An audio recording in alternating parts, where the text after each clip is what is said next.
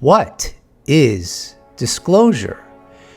Is it merely smoking gun evidence emerging that we are not alone and that there are non-human intelligences that are higher than us that are engaging us? Or is it a doorway that opens for a tipping point to occur where human evolution enters a new phase? I would argue it is both, and that is what we're going to explore in this video. This, of course, will be a continuation of my alien AI hypothesis, which we've gone over quite a bit over the years. Now, on August 17th, 2025, Matt Ford of the Good Trouble Show had on Jeffrey Kripal.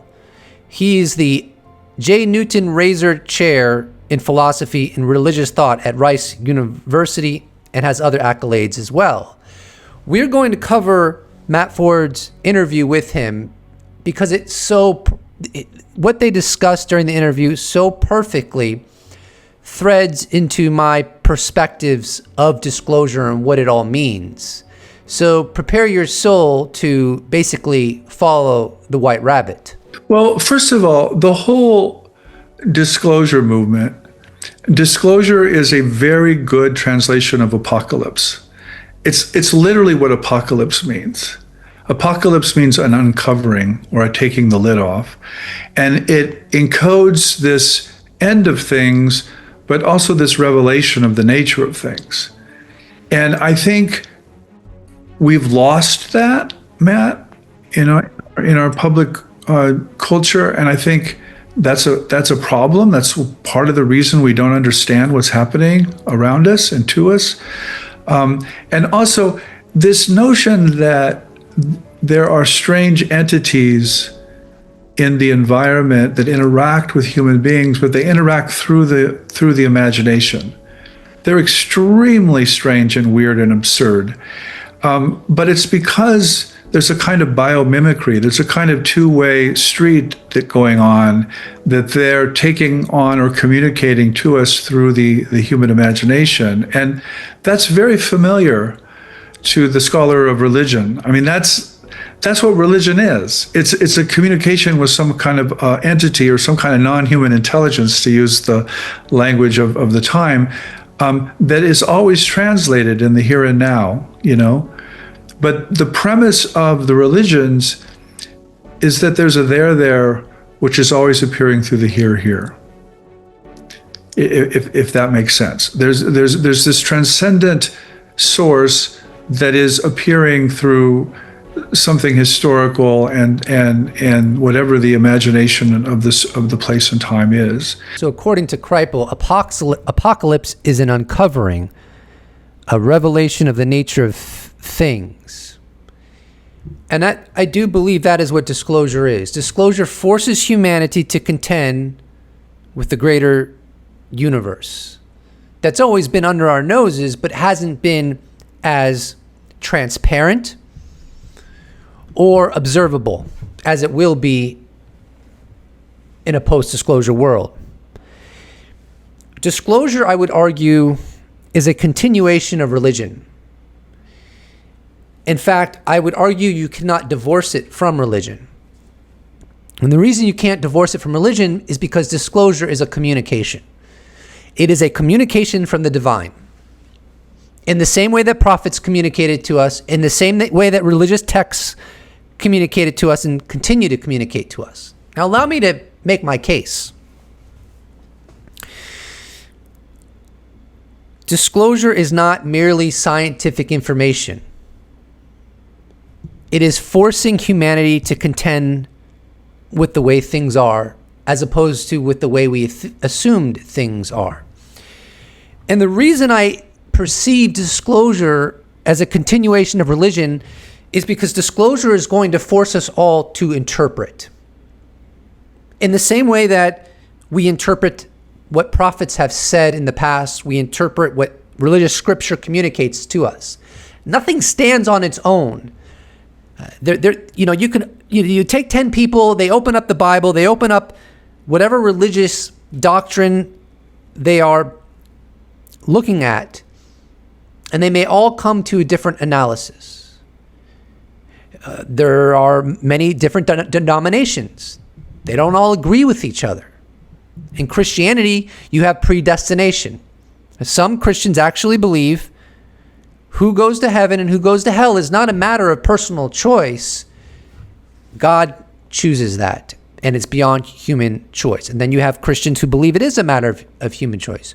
You have Christians that believe in annihilation, that there is no eternal conscious torture. It's just that the soul is destroyed. You have Christians that believe that the Messiah, as they perceive it, Jesus, saves everyone, even non-Christians. So there's all kinds of opinions and perceptions, and looking at Scripture, looking at doctrine, is always open to interpretation. Always 100% open to interpretation. And so disclosure is going to be open to interpretation. What does it mean? And in that light, I do on some level perceive it as a continuation of religion, as a prophet coming to us all 8 billion of us, as a messenger of the divine. But since disclosure is a continuation of religion, that's one reason it will be, as I anticipate or hope, so unifying. In general, scientific discoveries do not elicit unification. They elicit fascination. They elicit wonder. But I would argue that they do not elicit what disclosure will inevitably elicit. Because disclosure is a continuation of prophecy, of religion, therefore it is all-encompassing. You cannot relegate it to a scientific discovery. It requires all sectors of the human species to tackle it. Theologians, philosophers, historians, sociologists, poets, biologists, innovators, rocket scientists, and on it goes. Tell me another scientific discovery that would demand or command that level of attention. I'm not saying there isn't one. I just can't conceive of one at this moment. But it's clear to me that disclosure is going to require that. And that's going to be part of why disclosure is so unifying, because it draws all 8 billion human beings in. It makes every sector of society. This revelation becomes relevant, and not only a little bit relevant, but like extremely relevant. And there will be many lessons derived from that. We will become better acquainted with how subjective everything is, and even how minimal free will often is. Now, to be clear, I'm not on board with commentators like Sam Harris, who, he's a neuroscientist, but he's also a commentator, who perceives that there is no free will. That's too extreme. But I do think free will is different than what many human beings assume that it is. And I think disclosure will help illuminate that truth. For this simple reason that once disclosure happens, there's going to be so many takeaways. There's not going to be one universal doctrine that has the answer or the gospel. Even people amongst the same religion and sects will disagree about what it all means. And isn't that kind of a reflection of our brains? We take in information and experiences, and they influence us. Some of us have experiences that others don't, and that influences our behavior and our trajectory downstream. And so disclosure, of course, is going to influence humanity downstream, but it's also going to reveal how unique we all are, how our brain wiring is so unique from one person to the next, which is why we're not all going to automatically agree what disclosure means, what disclosure is, and what disclosure is not. And I hope that this revelation, this uncovering, this apocalypse helps us to be less judgmental of our fellow human being. And the reason I think it'd make us less judgmental is because we would be able to witness with such clarity how everyone sees disclosure differently, defines it differently, comes to different conclusions or assessments. Some people will be inspired by it. Some people will be disturbed by it. Some people will claim it's XYZ. Others will claim it's something entirely different. It will reveal the uniqueness of every single human being. And then, as a result of that, when we meet people that see things differently than us, we can be more prone to just understanding that it's not out of malice or selfishness necessarily that they align with different viewpoints than us, but it could just be as simple as their brain wiring is not our brain wiring. I'm curious if, in your view, if, let's say, again, flying saucer lands on the White House lawn, I know that analogy has been used a million times, and these beings came out and, whatever. What do you think it would negate what has happened in the past, or would it negate any religions or what was written about? Like, do you think it would cause people to look back and go, well, maybe some of the things in the Bible or written about in the Bible were this? Would it be a net negative? Would it be a net positive? Would it just be a readjustment or reinterpretation of what the prophets have said in the past, etc.? So I think my feeling is that, there's a whole branch of scholarship that sees disclosure in positive terms, in terms of the religions. And then there's a whole literature that sees it as negative, as problematic. I'm more on the latter camp. I think if something did land on the White House lawn, as it were, and the aliens, I think it would be really shocking and would negate a lot of people's religious beliefs. Okay. So, but that's a choice I make. And maybe it's wrong, Matt. I mean, one of the things we do in the field a lot is we allow ourselves to be corrected and disagreed with. I mean, it's just true. It's not even allowed. It's just like, maybe I'm wrong. But I do think this notion of ontological shock is more fundamental than people understand, and that it applies as much to religious belief as it does to scientific belief. So ontological shock can be defined as a deep jolt to your sense of reality, when something challenges the very framework you use to understand existence, what's real, what's possible, what's meaningful. I don't know what's going to happen with religion after disclosure. And I appreciate Kripal's intellectual humility, because he said he could be wrong. I don't know if disclosure is going to negate religion per se, but I do think it's going to soften conviction.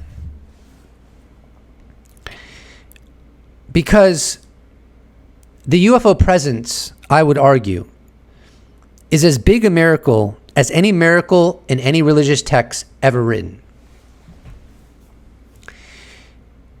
Because if you look at the literature going back 70 plus years and beyond,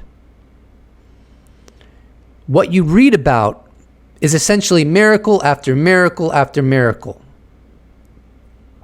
And if you listen to what religious scholars and people that proselytize often say, is they'll claim that their religion is true because of miracles, whether it's because of how many people were there when an alleged revelation occurred, or how many people witnessed someone rising from the dead, or even the survival of people that have been oppressed over thousands of years, and this prophecy and that prophecy being fulfilled.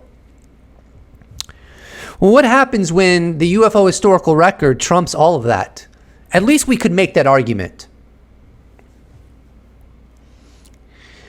And then there's also the side that if UFO intelligence or non-human intelligences have been here since recorded history,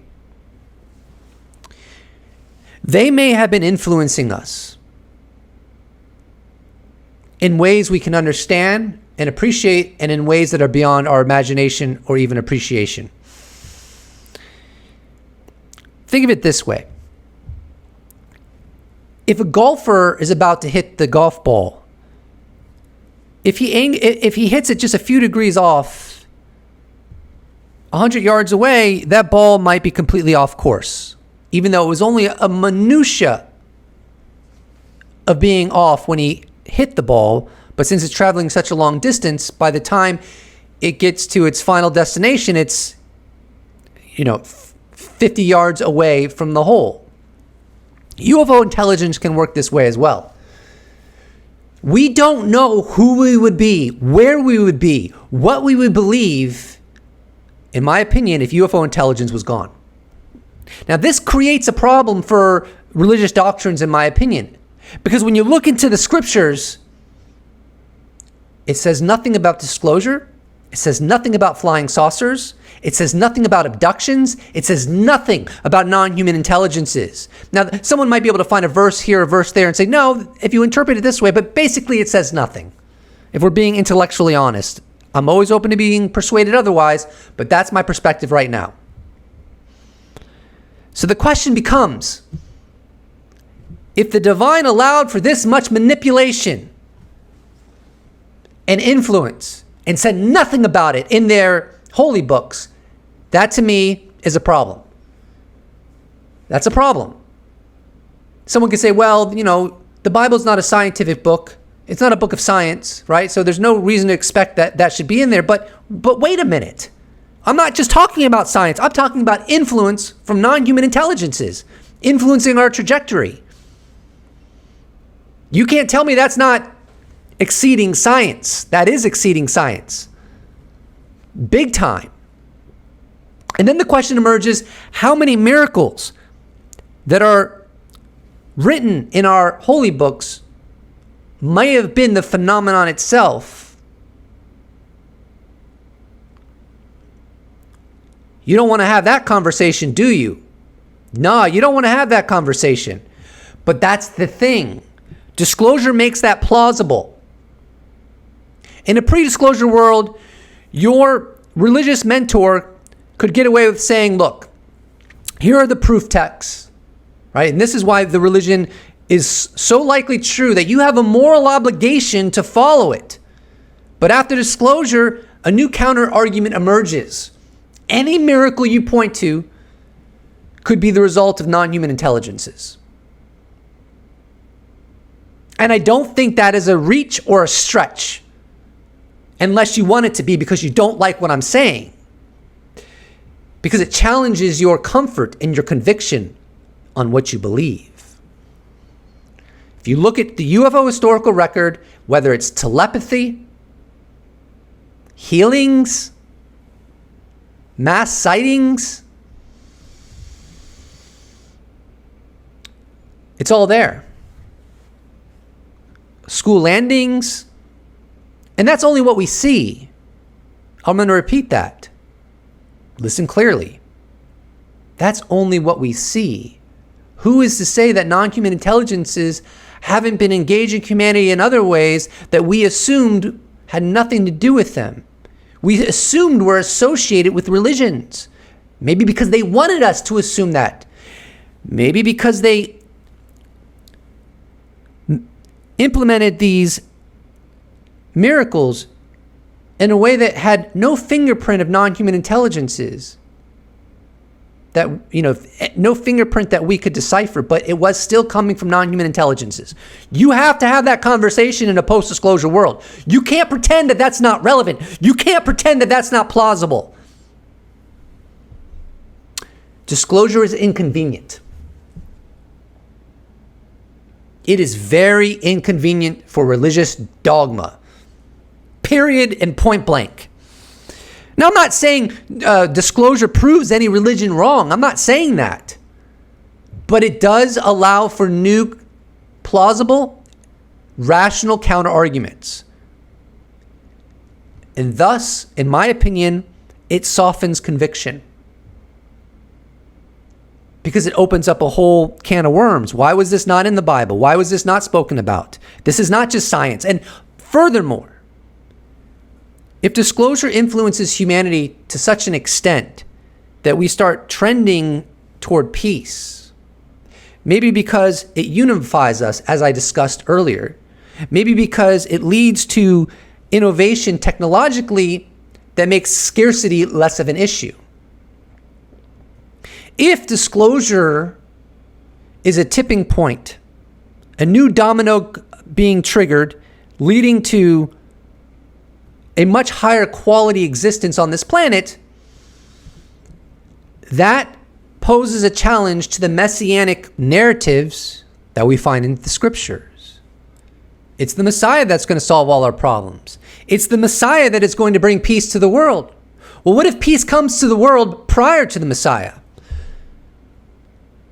And what if disclosure softens our convictions? Not just in the short term, but in the long term. It makes dogma more difficult to commit to.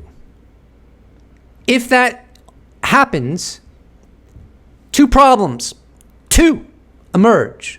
One is, why wasn't this spoken about in our scriptures? You can't just say, well, it's because it's science. No, it's not just science if it influences us to this extent. And the second problem disclosure could pose for religious doctrine is disclosure itself could fulfill the very promises religion reserves for the Messiah. And the last thing I want to say with this is I don't think enough people give enough curiosity or reflection on the long-term consequences of disclosure.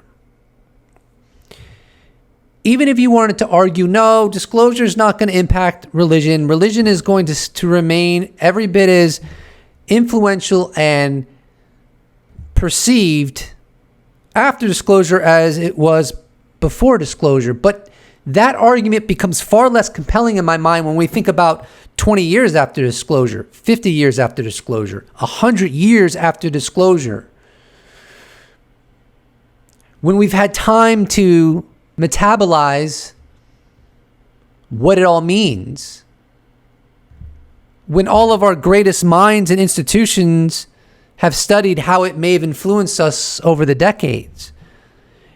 All of that is only going to contribute to giving more weight to the two problems I spoke about. One of those problems, as you should know by now, why wasn't disclosure in these intelligences discussed in the holy books? And two, considering how much disclosure might help and unify humanity, on that account alone, why wasn't it discussed in the holy books? The rebuttal that, well, it's not relevant to the holy books is such a cop-out to me. Something of this tectonic gravity that can and very well may completely change the course of humanity wasn't relevant to the prophets, wasn't relevant to the holy books. Color me skeptical. You know, the other thing that studying religious experience has taught me, Matt, is to be very suspicious of what appears. In what way?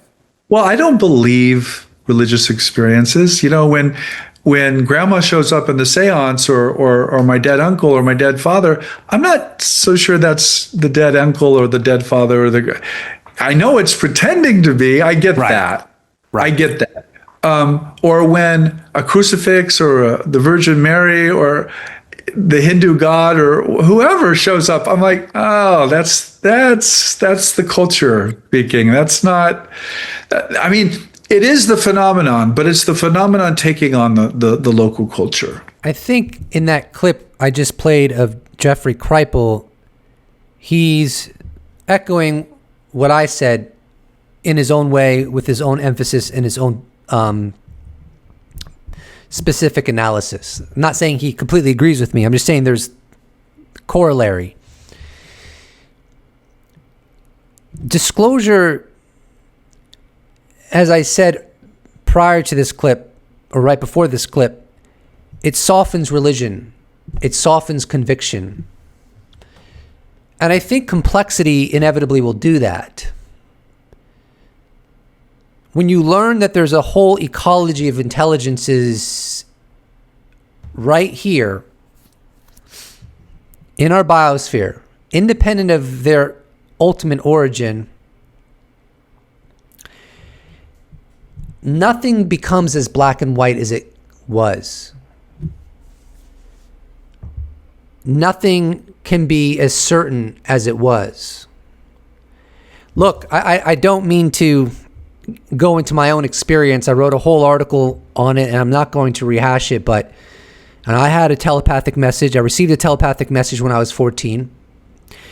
And frankly, I think it led me astray. But I also think it taught me the nature of free will, the nature of belief, and the nature of religion in a way that nothing else could have. No book, no lecture, no genius could have taught me those things the way that to the depth that I experientially learned it.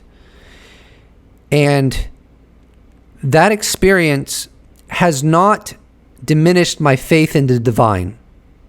It has not diminished my relationship with the divine. But do I think God leads man astray? Absolutely, I do.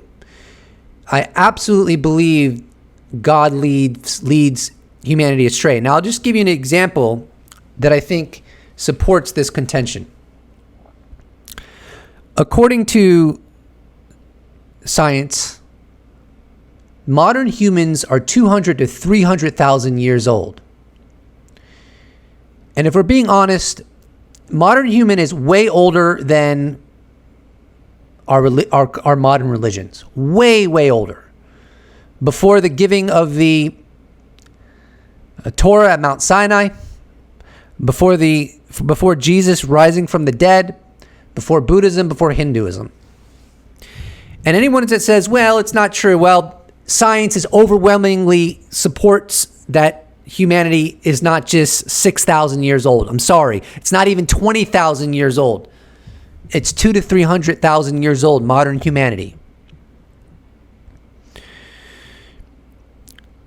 Think of the cultures that were here before our modern religions. They didn't have the Bible. They didn't have all of the texts and teachings that we use to navigate this world. They did not have that. And yet you will still want to tell me that God does not lead his children astray.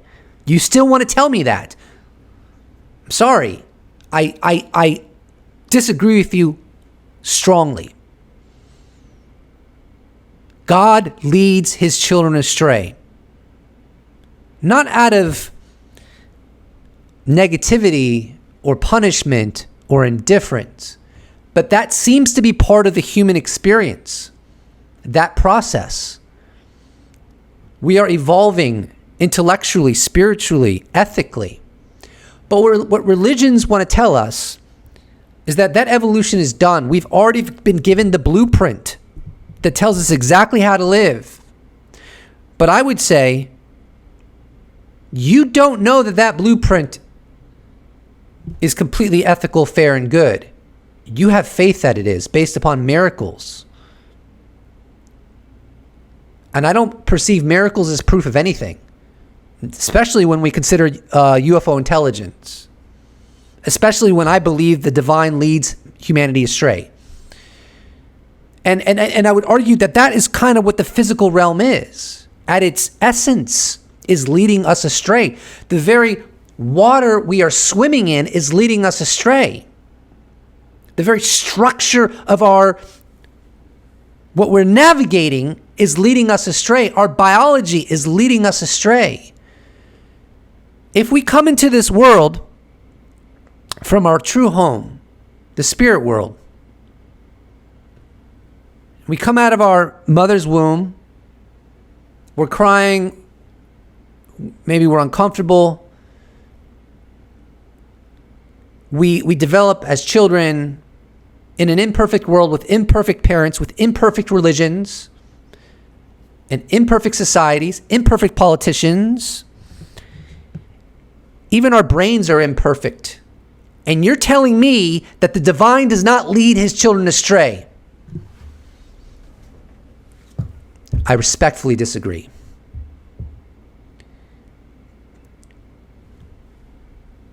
But that is the growth process. We are put in a very difficult situation in this world. And we evolve over time. And we become better as a species over time. And, morals and ethics that might have been acceptable 2,000 years ago are no longer acceptable. And so, from my own perspective, based upon my own experience when I was 14 years old, the divine led me astray. But I learned from that. But we don't need my example. We can just look at the world. We can look at ancient modern humans that are 200,000 to 300,000 years old. What did they rely on to navigate this world? They didn't have modern religions, Judaism, Christianity, Islam, Hinduism, Buddhism. They didn't have that. I don't know what they had. But I'm sure it had flaws, just like, as in my opinion, modern religions have flaws.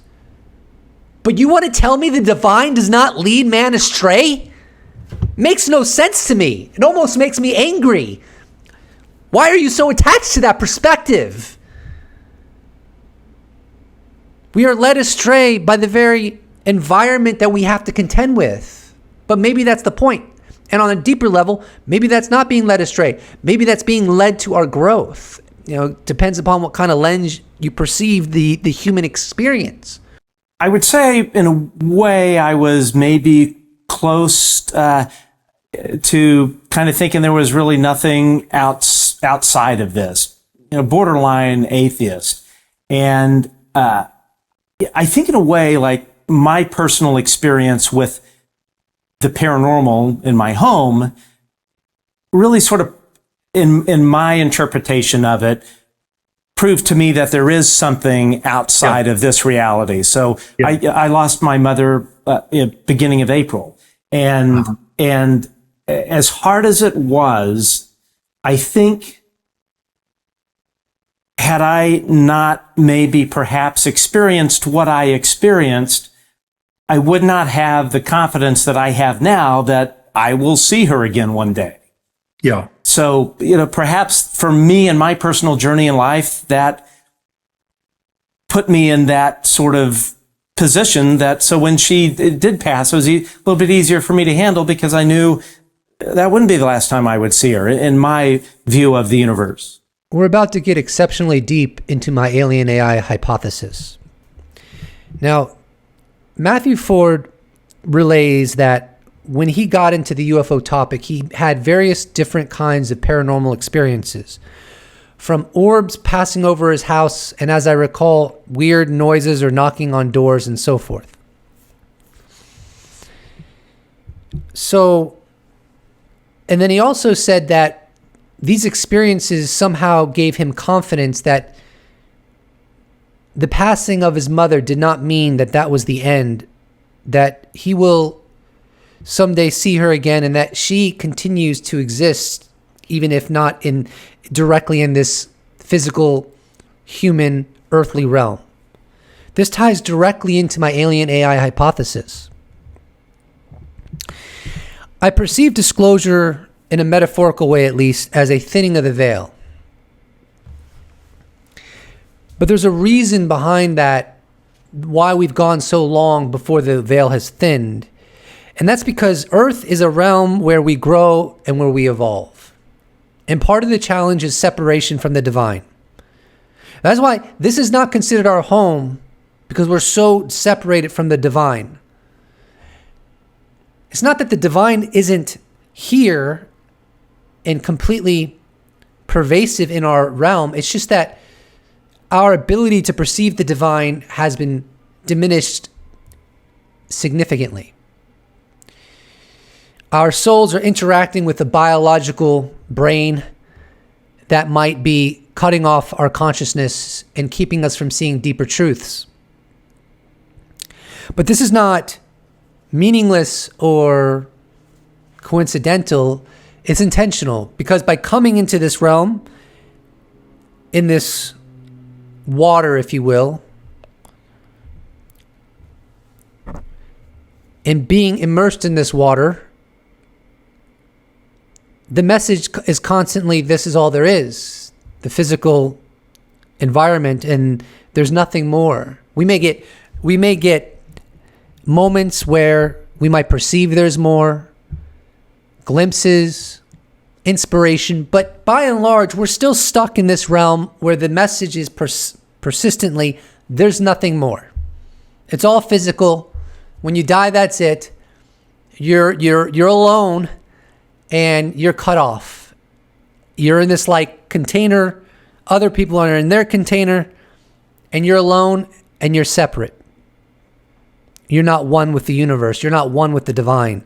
You're not one with everybody else. That is the environment that is the psychological environment that this environment perpetuates and gives us the impression that is true, even though it ultimately is not. So from my perspective, in the alien AI hypothesis framework, disclosure is not merely a scientific discovery. It is an ending, but also a new beginning. For eons, souls have been coming into this earth plane, being born into this earth plane, fully exposed and at the whim of this environment. But what disclosure does is it thins the veil, at least metaphorically, because it makes it clear that we're really not separate from the divine, that consciousness really does live on, that there is more to the world than what our senses reveal. Now, at this point, someone will rebut and say, wait a minute, before the Enlightenment, everyone believed there was more to the world. Everyone believed in crazy things. So nothing really changes. And I'm not impressed with that rebuttal, because there's a big difference. After disclosure, that's when science and spirituality start to mix. So before the Enlightenment, you just really had spirituality. You didn't have science proving spirituality. You just had spirituality. No matter how convinced people were of their religious doctrine, their spiritual inclinations, that conviction never went into science. It was never backed up by science. Disclosure alters that status quo that has been here for so long. Disclosure is about science and spirituality coming together, and in a real sense, there being no separation between science and spirituality, because spirituality is part of the natural world, as we will universally understand in stages in a post-disclosure world, universally understand on a scientific epistemological level. And it's so in a sense, it's like through our incarnations over the eons, our souls have learned enough that we don't need to continue incarnating into a world with so much separation. So disclosure removes some of that separation. It's not going to be obviously like our experience when we pass on, when our consciousness goes to the spirit world and there's no separation from us and the divine and the universe and the universal oneness of reality. But the separation will diminish in a post-disclosure world, because science and spirituality will become one entity. Then it doesn't mean that we'll know the ultimate truth in the sense of what's true about religions, what's false about religion, what's the true nature of God, like those bigger questions. I'm not saying we're going to have answers to that. That's not what I'm saying. But we're going to know that the nature of reality is more expansive than we assumed, because disclosure demands and clarifies that understanding. Disclosure is learning that the UFO historical record is real. It doesn't mean everything that has been reported over the decades happened, but some of it did. And the patterns are significant and the patterns are real. Telepathy, abductions, mind control, manipulation, school landings, healings, levitation, non-human intelligences, orbs, downloads, and all these things. Because once you have proof that there's non-human intelligences engaging our world, then it stands to reason and it's unavoidable that some of the historical record is true. The patterns reveal deeper truths. The patterns of abductions, the patterns of telepathic downloads and telepathic communications, and so forth. So that will start a new trajectory where science and spirituality start to become one. And so I like to word that or communicate that as the veil thinning between where we are and the higher realms or the spiritual world. Now, maybe from God's vantage point, it's all one, but obviously not from our vantage point. And so I think what Matt Ford said about having paranormal experiences and that contributing to more confidence that he'll see his mother again, that is what we mean by the veil thinning, separation becoming less between us and the other world, or the spiritual world, or the greater universe, or deeper reality. And the reason this would be happening is because we don't need to be reincarnated into the old world anymore. We've had so many cycles through this world that's so separated that we don't need the lessons that are unique to so much separation. So we make an upgrade to less separation. And maybe after some time, thousands of years, we'll even get closer and keep getting closer to the other world. The next world, the spiritual world, the deeper reality, the higher realms, whatever you want to call it. The underpinning of our experiences in reality. And so this begs the question. These higher entities, higher realities, and yes, even if some of these phenomena come from other worlds in our universe, I would still say they're higher entities. And the reason I would say they're higher entities, even if they're physical just like us, and they're not so different than us, I would still maintain they are higher entities because they're more evolved than us, and they've probably existed in this universe longer than us. So their veil has thinned before ours did. They're on a more advanced trajectory, which might be maybe why telepathy is often their kind of status quo, these beings.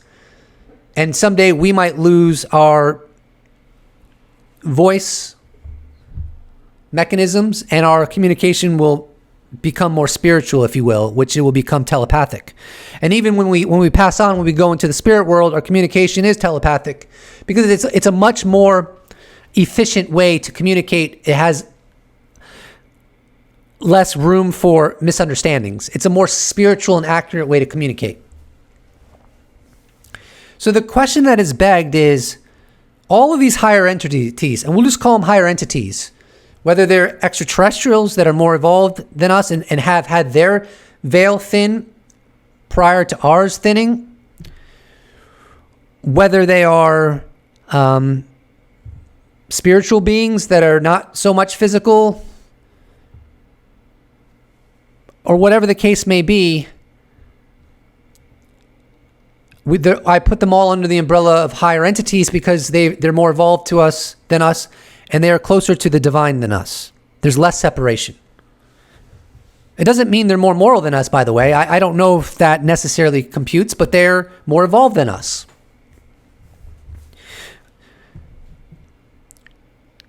And so the reason I want to argue, I'm sorry. So here's the question that's begged, and it's a valid challenge to my hypothesis, alien AI hypothesis.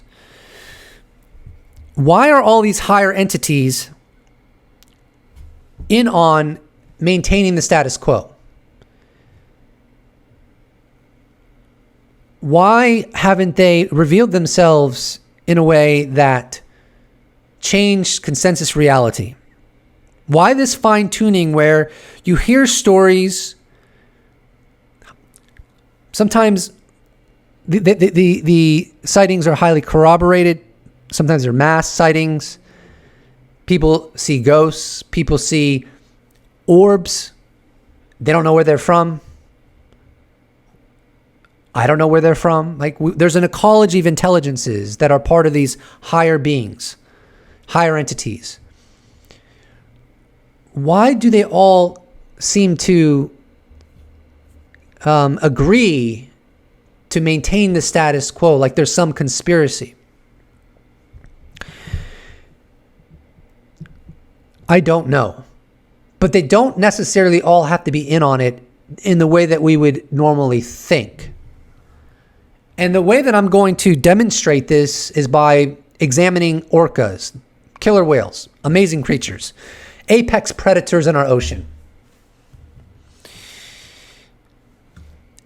And orcas are some of the scariest creatures you could ever possibly fathom.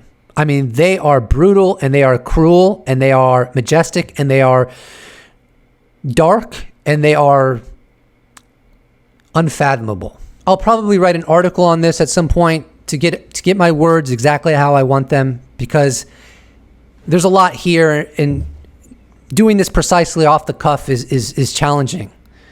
But you will get the basic understanding. So orcas have been documented preying on great white sharks and only consuming their livers, I think it's their livers, one of their organs, and then not eating anything else, just ripping their liver out, and that's all they eat of great whites. And they're not scared of great whites. Great whites don't stand a chance against an orca. Even when you consider how athletic and large great whites are, orcas are just on another level. They've been observed and documented tossing seals up into the sky, tens of feet into the air, over and over again. Maybe eating them, maybe not. You know, it's kind of disturbing. And they've also been observed, to the best of my understanding, of pursuing mothers and their calf over long distances and finally eating the calf, but doing it in the presence of the mother, which is suggestive that they're eating the calves in the presence of the mother on purpose. So they seem to derive some kind of entertainment through these twisted engagements with the natural world. And yet, this is where it gets weird. There is not one documented case of orcas in the wild ever attacking, let alone killing a human being, even though they are ruthless, unforgiving, cruel, and even maniacal in the wild when it comes to other species. But humans, they don't do anything to humans. If you were snorkeling next to a couple orcas, you'd be fine. They're not going to mess with you. Now, if you are a seal, right, they might start tossing you up 50 feet into the air like you're a beach ball over and over again, and then maybe they'll eat you at the end. So, do I think that all of the orcas in the giant ocean are in on some kind of conspiracy or agreement not to mess with human beings? No, I don't. I think it's more complicated than that. Just like orcas aren't sitting in a council saying, we won't kill humans, UFO intelligences don't need to be in a conspiracy. The restraint could be natural, emergent, or structural. There might be something in the fabric of reality or intelligence itself that regulates the contact with humans. And just like orcas can be vicious with seals or sharks, UFO intelligences can be overwhelming in private encounters, abductions, or with select insiders, but they don't tip the scales of public consensus. Disclosure is the moment the status quo shifts, not because the intelligence suddenly changed their nature, but because our infrastructure of reality, science, media, government, acknowledgement thins the veil. Think of it like this. Orcas don't kill humans because the rules of relationship make it unnecessary, But if the environment shifts, say humans are no longer external observers but intrude in new ways, the rules might bend. Orcas could then start treating humans violently and differently. Therefore, disclosure is humanity intruding into a new relationship with these intelligences. It's when the natural restraint no longer works the same way, and spirituality plus science merge under the new reality. I might tweak some of that when I write my article. I actually, I've been thinking about my alien AI hypothesis for years and years. And this component, using orcas as part of a metaphor to explain my model is something that popped into my head maybe very, very recently. And so I'm fleshing it out. But the bottom line is, while it appears bizarre that ghosts and orbs and NHI craft seem to always avoid enough revelation to change the status quo, there might be something deeper as to why that is not necessarily as simple as they're all in on this collective decision. That's what I wanted to get across with orcas. We really don't know why orcas do not attack or mess with humans, considering how vicious they can be.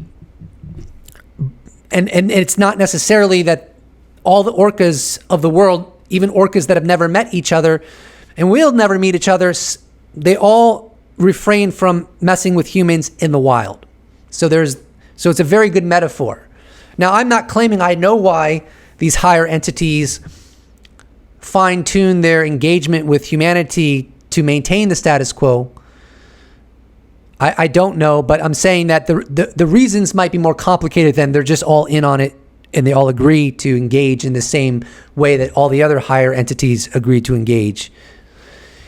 But disclosure is about consensus reality shifting and science and spirituality merging in some significant way, which will thin the veil and will be a signal that the human species has entered a new phase in our evolution, and future incarnations into this world will experience that just as we are going to begin experiencing that. Well, first of all, it's hiding itself. The camouflage is internal to the phenomenon. It's not our fault, Matt. Mm-hmm.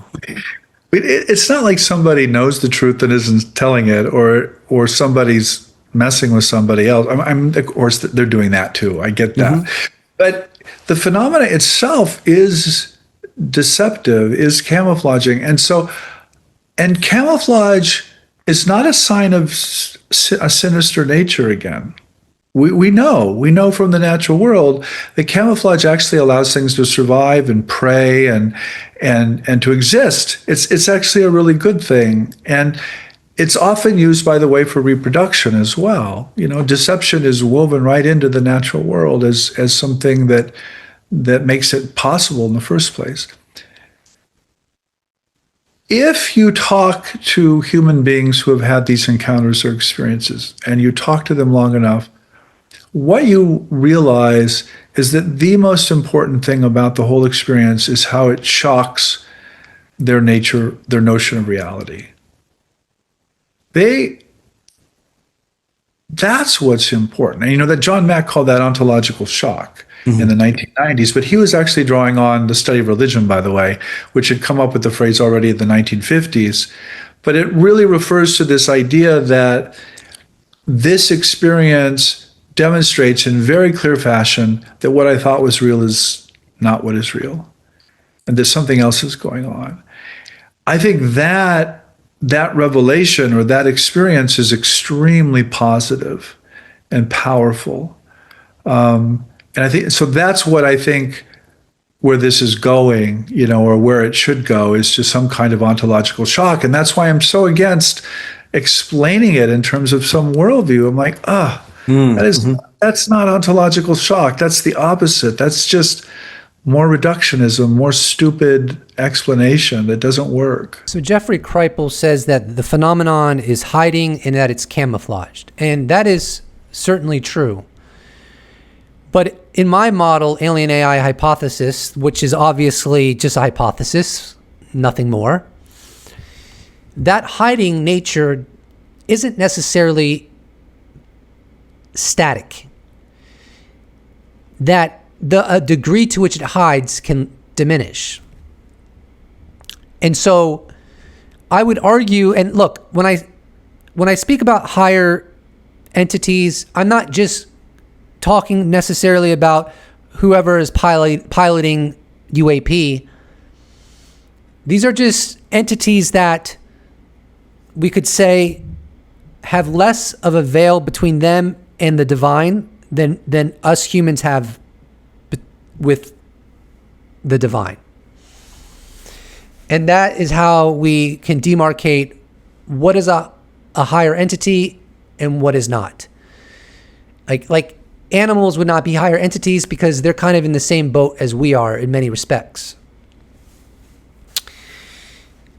And you could also argue that when the soul departs the physical body and goes into the next world, it becomes a higher entity because while it was human, it's, once you lose that human container, what are you?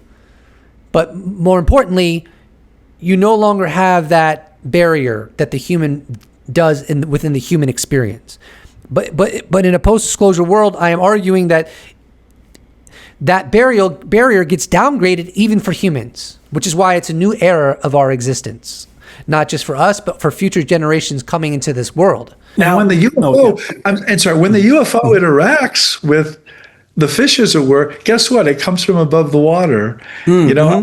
I think this is an old science fiction kind of Fortean trope, that the UFO or the flying saucer comes from the outside and it intervenes in essentially our aquarium, as it were, and teaches the fish that it's not just about the water. It's not.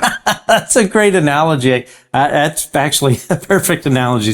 They come in, throw in the hook or net or whatever, take you out, do some things, throw you back in the water, and it sounds like my childhood going fishing with my dad in Texas. So basically, humanity is in this water, and the water is all we know. Yes, people have near-death experiences. People have anomalous experiences in deep meditation.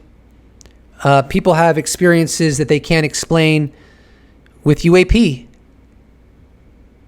People have psychic events, and on it goes, which are glimpses of that there is more to our experience and reality itself than just the water that we are so immersed in. So in my model, and after disclosure, the place that these higher entities exist and the place that we exist, the barrier starts to diminish and the connection between us becomes larger. Now, what's interesting is I would argue that they're not different than us and we're not different than them. We're basically the same. It's just that they've evolved into deeper experiences and we're on the cusp of entering their world, but we're not going to fully enter their world, nor are they going to fully enter our world, because we're on two different evolutionary tracks. But there's going to be a meeting that it will occur that is represented by disclosure, where on a scientific epistemological level, we begin to recognize and learn and know, and not just believe or have conviction or have some of us anomalous experiences that point in that direction, but we will begin to know scientifically, epistemologically, that there is more than the water that we are submerged in. And the veil will thin. Their world will become closer to ours, and our world will come closer to theirs, giving the humans a completely new experience. And I don't know, this might be a little weird. Maybe they get a new experience too, in some way, because the old status quo is no longer governing the environment. We both get an opportunity to interact more than ever before. And in a weird way, maybe we both learn more about ourselves through that deeper connection between us. And the basic idea of the human potential movement is that human beings have capacities and abilities that are essentially buds of our evolutionary future. And so we're evolving toward something else or something greater. And so human potential really translates into that. I really like what Jeffrey Kripal said. He said, humanity has capacities and abilities that are buds of our evolutionary future. And I think that's a big part of the post-disclosure world in my alien AI hypothesis model, in that as we learn that a significant portion of the UFO historical record is accurate, we start to look more deeply at our own species, paradoxically, and ask questions we didn't feel comfortable asking before, and start investigating what and who we really are and what we're really capable of, and unearthing deeper truths about us, and even learning ways to cultivate those potentials that have always been with us, accelerating the cultivation and mastery of those potentials as a trigger that disclosure started. So it's a completely new environment, and new environments breed new outcomes. And that is an essential part of the thinning of the veil and the new era that humanity is destined for, at least in my model. I also think we assume that all these experiences are for us. They're somehow good. And I'm like, why do you think that? It's kind of self-centered thinking in a way. Like it's all about us, right?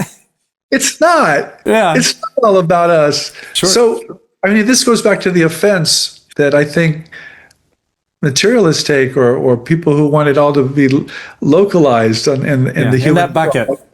I'm like, no, this is exactly not that. And I know it offends you, but it should offend you, actually. That was one of the most compelling parts of the interview with Matt Ford and Jeffrey Kripal, where Professor Kripal said that we assume it's for us, but it's not necessarily all about us, which is so fascinating. And it's an angle that I don't know if I've ever heard before, which is surprising because it should be obvious. But then again, when it comes to the UFO issue, I think a lot of the more sophisticated or insightful angles are the ones that are never broached for whatever reason. So yeah, it's not like these higher entities. Let's continue using my terminology. It's not like these higher entities, in my opinion, are here to serve us. They have their own lives, their own adventures, their own purpose, their own meaning, their own objectives and goals, like we do. They're just more evolved, and they live in an environment where the veil is thinner. And yet, we have a relationship with them as they have a relationship with us, which is so interesting. And I don't know exactly what that means. I don't know exactly what that relationship is. And I don't think anybody does, by the way. I don't care who you are. I don't care how many people respect your work. I don't think anyone really understands this dynamic. But maybe in a post-disclosure world, we'll start to figure it out. Particularly because in a post-disclosure world, then we'll have 8 billion minds on the enigma instead of just a small portion of humanity that are interested in it, and then another small portion, much smaller actually compared to those interested in it, that have smoking gun evidence, that don't have to deal with the epistemological stalemate, which I'm not going to rehash here. I've talked about it a lot. It's a component of my alien AI hypothesis. And so, I don't know what that relationship is. I really don't. And I think that's one of the most profound mysteries. Because there's clearly a relationship. Clearly. We're not just coexisting without relationship. We are coexisting with relationship. And I don't know what that relationship's about. And I don't think it's all one thing. And again, we're dealing with higher entities. And so a big surprise, and this would be a little bit of pushback toward Jeffrey Kripal, because if I'm not mistaken, he was interviewed in something, it might have been Cosmosis, the very fine documentary. I'm not totally sure.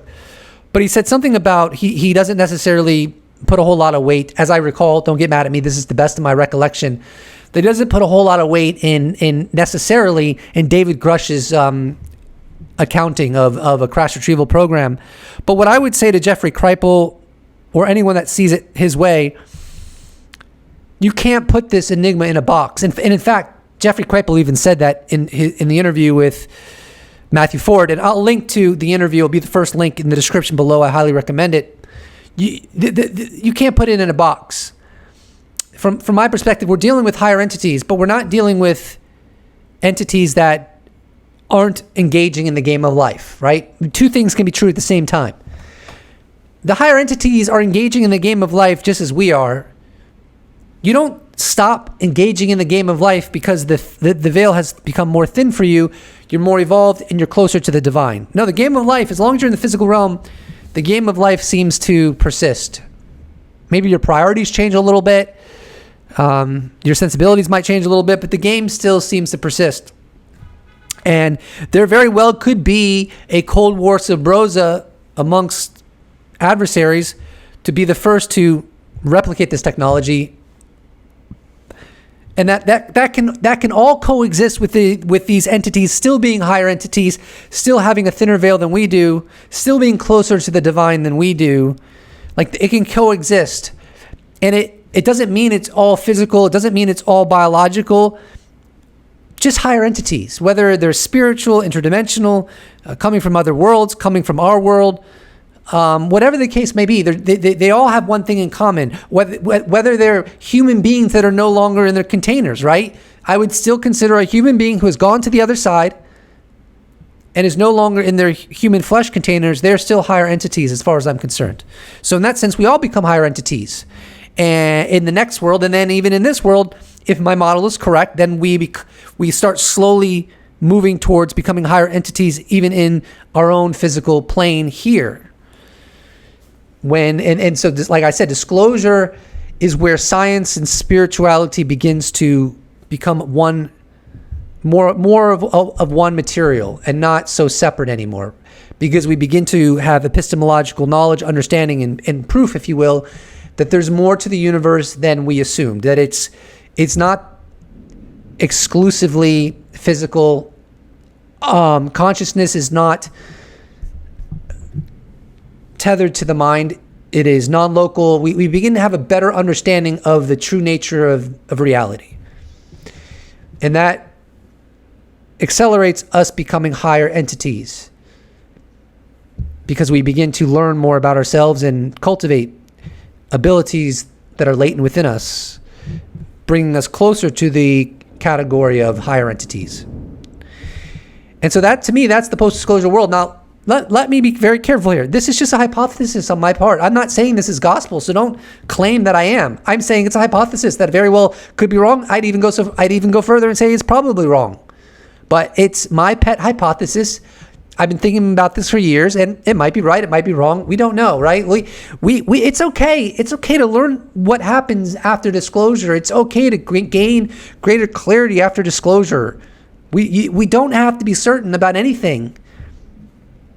But I still think that the quote that both Bryce Zabel and Richard Dolan formulated together when they were writing the book After Disclosure, I don't have it on me, so forgive me, but it's something like, disclosure is impossible, but it's also inevitable. It's impossible because there are powers, there are entities and powers like governments, corporations that don't want it to happen because they don't perceive it's in their best interest, as selfish as I believe that is. But it's inevitable because because the phenomenon is the X factor and you can't keep it contained forever. So we will, in my opinion, we will likely traverse into a post-disclosure world in the coming years. Sure, you can say that's me being optimistic. Well, hey, why not? Does everyone have to have the same vibe? Does everyone need to be pessimistic? Can't there be pessimistic and optimistic people? Like, wouldn't that make the world more interesting? Like, calm down, Charlie, calm down, John. I'm just using random names. I really enjoyed this video. Thank you to Matthew Ford and Matthew Ford and Professor Jeffrey Kripal, because your interview allowed me to further evolve my alien AI hypothesis that I've been working on for many years. In fact, my YouTube channel only has one public playlist, and it's every video that I've ascertained develops my theory further. But either way, this was a very long video. I'm sure not that many of you stuck with me. I understand that, but it's good to it's good to deepen my hypothesis and get it out there. And it's funny, like, we've been going so long, I almost feel like I don't want the video to end. Like, the video is a friend, and when it's over, I will be departing a really good friend. It's funny when these longer projects manifest in this way. Please do not forget to subscribe. If you'd like to support this channel, you can check out my Patreon. You can become a YouTube member. You can give me a one-time donation. All those potentialities can be accessed in the description box below. Or you can just slap a like on this bad boy, and I'll appreciate it so much. Thanks so much for watching. I look forward to seeing you in the next episode. Special thanks to all YouTube members, patrons, those that have bought merch, those that have given me a one-time donation. I couldn't do it without you. Thank you so much. See you in the next episode.